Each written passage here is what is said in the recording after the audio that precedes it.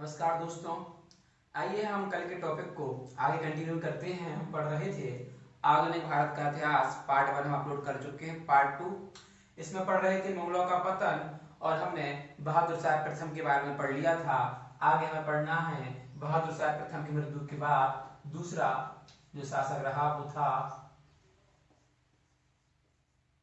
जहादर शाह, जिसका शासन चला मित्रों 1712 से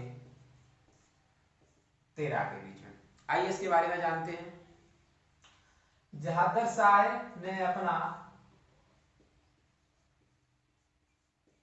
वजीर, जिसे प्रधानमंत्री कहा जाता था,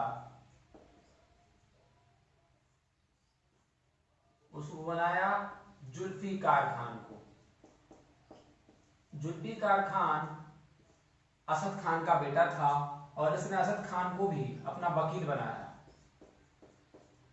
जो था असद खान।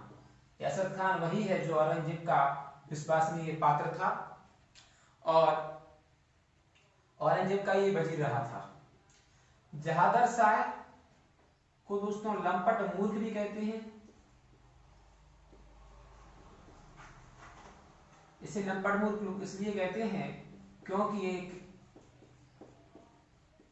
दिल्ली की वेश्या से प्रेम कर बैठा था जिसका नाम था लाल कुंवर। दिल्ली की वेश्या लाल कुंवर से प्रेम कर बैठा था, उससे इसने शादी कर ली। उस शादी करने के बाद ये उसे अपने महल में लाया और उसके रिश्तेदारों को भी महल में लाया, और महल में लाने के बाद उन्हें मंत्री पद दे दिए। ये सब देख रहा था इसी जहादर शाह का भतीजा फर्रुखसियर। वह ये देख रहा था कि यदि ऐसा ही चलता रहा तो शीघ्र ही मुगल साम्राज्य पतन निश्चित है। इसके बाद फर्रुखसियर ये सब देख रहा था तो उसने सोचा कि सबसे पहले मुझे जहादर शाह की हत्या करवानी होगी, और इस हत्या का महत्वपूर्ण पार्ट बने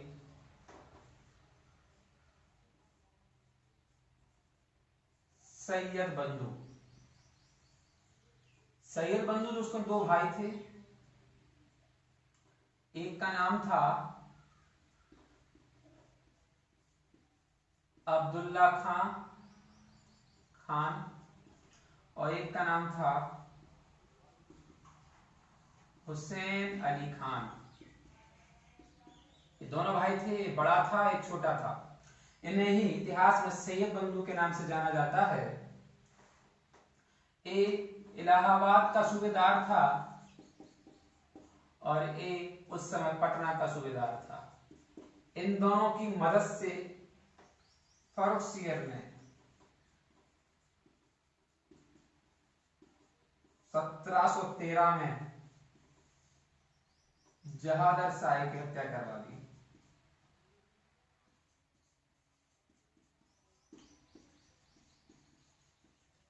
दोस्तों जहादर शाह ने भी जजिया कर नहीं दिया था, इस पर प्रतिबंध रखा था और मेल मिलाप की नीति भी अपनाई थी। लेकिन ये लंपट मूर्ख के नाम से जाना जाता है। इससे कुछ मूर्खतापूर्ण निर्णय के कारण फर्रुखसियर ने इसका अंत करवा दिया और भारत के अगले मुगल सम्राट बने फर्रुखसियर, जिनका शासनकाल था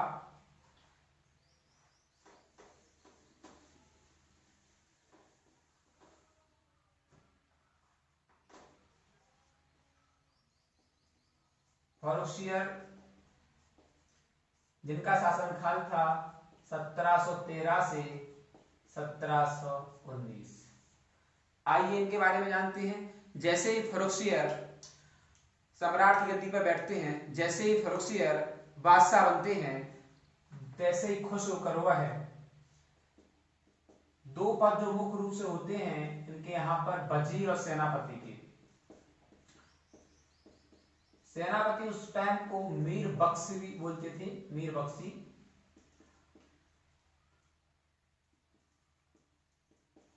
और वजीर को बोलते थे दोस्तों, फिर से रिपीट कर रहा हूं, प्रधानमंत्री। तो इन्होंने फर्रुखसियर ने अपना प्रधानमंत्री बनाया सैयद बंधुओं को। उसने अब्दुल्ला खान को बना दिया प्रधानमंत्री और सेनापति बना दिया हुसैन अली को। ये दो मुख्य पार्ट हो गए इसके, इनको ध्यान रखना है। और ये दोनों ही शासन करने लगे फर्रुखसियर के समय में। उसके बाद मित्रों फर्रुखसियर को डर था किस किस से, जुल्फिकार खान से और असद खान से। तो जुल्फिकार खान और असद खान की हत्या सैयद बंधुओं की हेल्प से फर्रुखसियर ने करवा दी ताकि उसका यह डर खत्म हो जाए। उसके बाद देखिए दोस्तों क्या होता है, कहानी को आगे बढ़ाते हैं।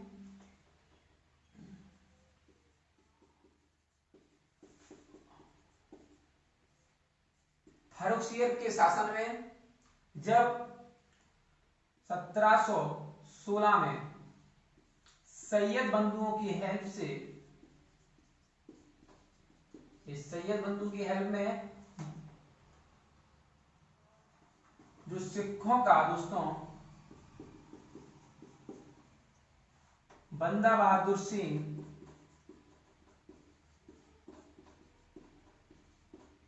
था उसकी हत्या करवा दी, उसके साथ युद्ध लड़ा और उसकी हत्या करवा दी। फर्रुखसियर के शासनकाल में हुआ था, 1716 में बंदा बहादुर सिंह की हत्या करा दी थी। तो सिखों का यहां से विद्रोह कम किया।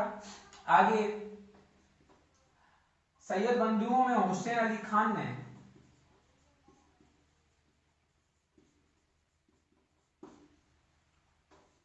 मारवाड़ के राजा, आपको मालूम है कल हमने पढ़ा था, अजीत सिंह से युद्ध लड़ा और अजीत सिंह से युद्ध लड़ने के बाद अजीत सिंह हार गए। अजीत सिंह की बेटी की शादी हुसैन अली खान सैयद बंधुओं ने अजीत सिंह की पुत्री यानी बेटी की शादी करवा दी फर्रुखसियर से। इसके बाद क्या हुआ आगे की कहानी बताते हैं हम आपको।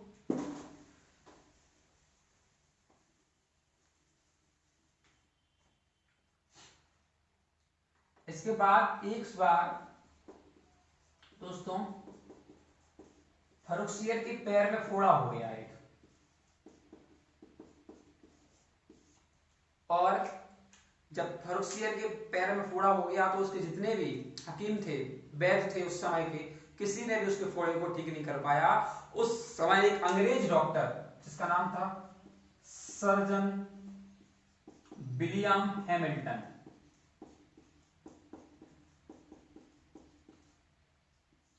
सर्जन विलियम हैमिल्टन था, इसने फर्रुखसियर का फोड़े की सर्जरी की और फर्रुखसियर पूर्णतः ठीक हो गया।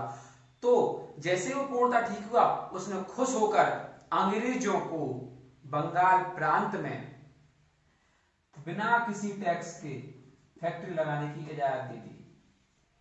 और उस समय इसी को बोला जाता है फर्रुखसियर का स्वर्णिम फरमान। इतिहास में पूछा जाएगा हमारे एग्जाम में, इस स्वर्णिम फरमान एक किसने दिया था? फर्रुखसियर ने दिया था। किसको दिया था? अंग्रेजों को दिया था। इसे ही अंग्रेजों का मैग्ना कार्टा भी कहा जाता है मित्रों।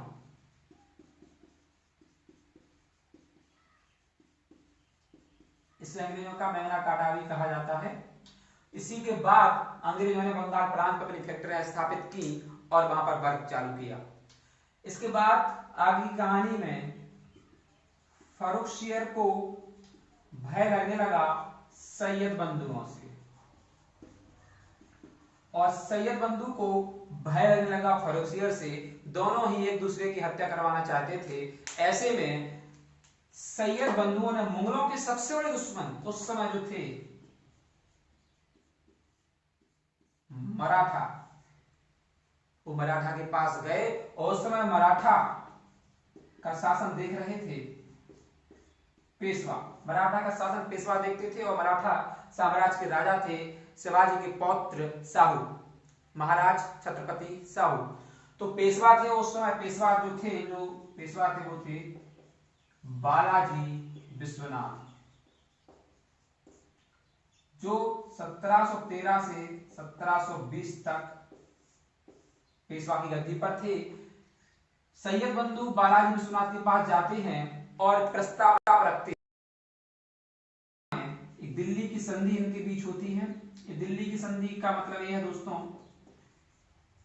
कि सबसे पहले बालाजी विश्वनाथ मराठा फर्रुखसियर की हत्या करेंगे और फर्रुखसियर की हत्या के बाद जब मराठा दिल्ली पर कूच करेंगे, दिल्ली पर आक्रमण करेंगे, तो फिर सैयद बंधु उनका साथ देंगे। दिल्ली की संधि हुई और ऐसा ही हुआ। और 1719 में सैयद बंधुओं ने मराठाओं की हेल्प से फर्रुखसियर की हत्या करवा दी।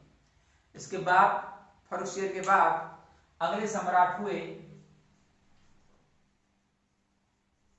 रफी उद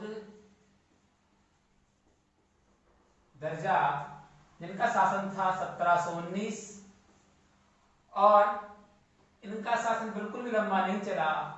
3 माह 4 दिन में ही इनकी मृत्यु हो गई। शासन चलाने पर 3 माह 4 दिन इनका शासन चला, उसके बाद इनकी मृत्यु हो गई 6 रोग, टीबी रोग से। तो इनका इतिहास में लंबा काम नहीं है। इसके बाद अगले शासक हुए रफी उद दौला। ध्यान देना दोस्तों, रफी उद दौला, इनका शासन भी 1719 में ही चला और अतिसार नामक बीमारी होने से इनकी भी मृत्यु हो गई। इन्हें इतिहास में शाहजहां द्वितीय के नाम से भी जाना जाता है, यह आपको ध्यान रखना इस रूप से दोस्तों। अगला शासक था मोहम्मद शाह, जिसका शासन चला 1719 से 1748 तक। मोहम्मद शाह ने सबसे पहले 1720 में अब्दुल्ला खां, जो सैयद बंधुओं का बड़ा भाई था, और 1722 में हुसैन अली खां की हत्या करवा दी, क्योंकि इसे खतरा था।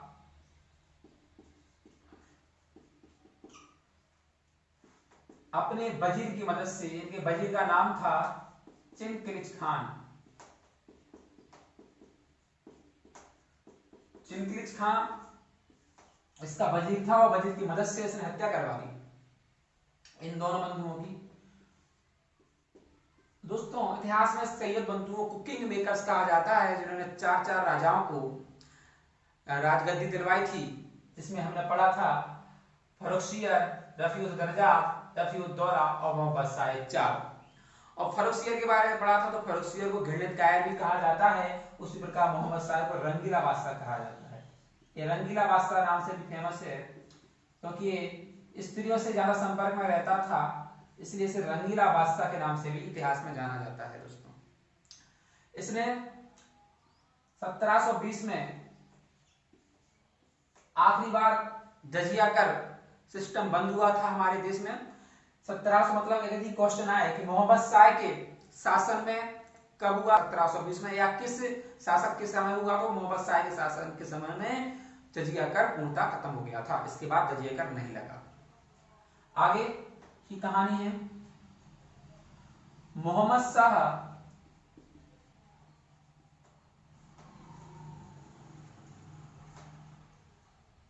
के शासन में ईरान का शासक था नादिर शाह। ये नाराज हो गया और उसने भारत पर आक्रमण कर दिया। तो याद रखें दोस्तों, 1739 में नादिर शाह का भारत में आक्रमण हुआ और ये हुआ था करनाल में। करनाल जो हरियाणा में है, वहां पर हुआ था। किस किस के बीच में हुआ था, तो आपको पता होना चाहिए। नादिर शाह और मुगल सेना के बीच में हुआ था, और उस समय मुगल सेना का नेतृत्व किया था चिनक्रिच खान ने, और नादिर शाह ने मुगल सेना को हरा दिया था जब उसके प्रधानमंत्री चिनक्रिच खान थे। तो चिनक्रिच खान ने नादिर शाह से कहा कि नादिर शाह, आप 50 लाख रुपए लो और भारत छोड़ दो। तब उस समय अवध के नवाब सादत खान ने कहा नादिर शाह से, आमंत्रित किया नादिर शाह को दिल्ली पर कि आप 50 लाख का क्या करोगे, यहाँ मुगलों के पास आओ, यहाँ बहुत सारा खजाना है। तब नादिर शाह ने दिल्ली पर कूच किया और दिल्ली में नादिर शाह का भव्य स्वागत हुआ। लेकिन दिल्ली के ही कुछ लोगों ने नादिर शाह के कुछ सैनिकों को मार दिया। इससे क्रोधित होकर नादिर शाह ने अपने सैनिकों को आदेश दिया कि तुम जाओ और दिल्ली में कत्लेआम कर दो। तो दोस्तों, आपको मैं बता दूं, कत्लेआम करीब करीब इतिहासकार बताते हैं 57 दिन चला। इसमें करीब करीब 30,000 लोगों की हत्या हो गई और 70 करोड़ रुपए की संपत्ति नादिर शाह यहाँ से लूट ले गया। साथ में ध्यान रहे यहीं से मयूर सिंहासन जो शाहजहां ने बनवाया था, जो मुगलों का मुख्य सिंहासन था मयूर सिंहासन, वह चोरी हो गया और इसी में जड़ित था कोहिनूर हीरा। तो कोहिनूर हीरा भी नादिर शाह ले गया और 1747 में नादिर शाह की मृत्यु हो जाती है। ये नादिर शाह ईरान से आया था, दुर्रानी वंश का शासक था और ईरान को उस समय फारस कहा जाता था। 1747 में जैसे ही नादिर शाह की मृत्यु होती है, इसका एक सेनापति था जिसका नाम था अहमद शाह अब्दाली। उसकी कहानी हम अपने अगले पार्ट में कंटिन्यू करेंगे। दोस्तों अच्छा लगा हो यदि पार्ट आपको तो इसको लाइक करें, शेयर करें, सब्सक्राइब करें। Thank you very much.